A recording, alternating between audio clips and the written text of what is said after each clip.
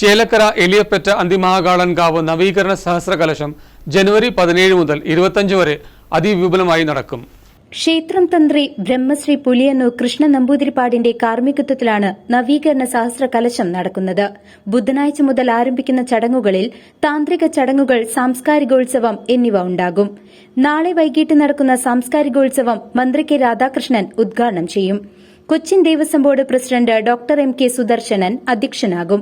മറ്റു ബോർഡ് മെമ്പർമാർ, Devaswom board secretary, special Devaswom commissioner, executive engineer, കലാ സാംസ്കാരിക പ്രവർത്തകർ, രാഷ്ട്രീയ സാമുദായിക പ്രമുഖർ എന്നിവർ പങ്കെടുക്കുമെന്ന് ഭാരവാഹികളായ പി.കെ. സുനിൽ, ദിവാകരൻ, വിനോദ്, രാജേഷ്, കൃഷ്ണൻ, ഷിബു മോഹൻ എന്നിവർ വാർത്താസമ്മേളനത്തിൽ അറിയിച്ചു.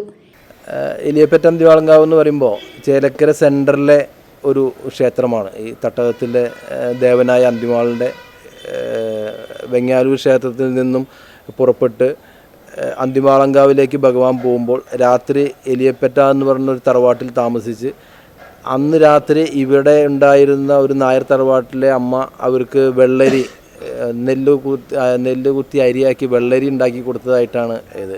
ഇന്നും ഇവിടുത്തെ ഏറ്റവും വലിയൊരു പൂജ എന്ന് പറഞ്ഞ വെള്ളരി നിവേദ്യമാണ് ഭഗവാന് ഏറ്റവും ഇഷ്ടമുള്ളത്. അങ്ങനെ ഭൂതോട്ടംകുളത്തിൽ ഭൂതഘടകങ്ങളുമായി പോയി ഭൂതോട്ടംകുളം കുഴിച്ച് അവിടെ കുളിച്ചിട്ട് അന്തിമഹാകാളൻകാവിലേക്ക് പോയി എന്നാണ് ഇത്. അപ്പോൾ ഏകദേശം ഒരു മൂലസ്ഥാനത്തിനോട് ബന്ധപ്പെട്ട് അന്തിമഹാളിൻ്റെ മൂലസ്ഥാനത്തിനോട് ബന്ധപ്പെട്ട് വളരെ പ്രാധാന്യമുള്ളൊരു അമ്പലമാണ്.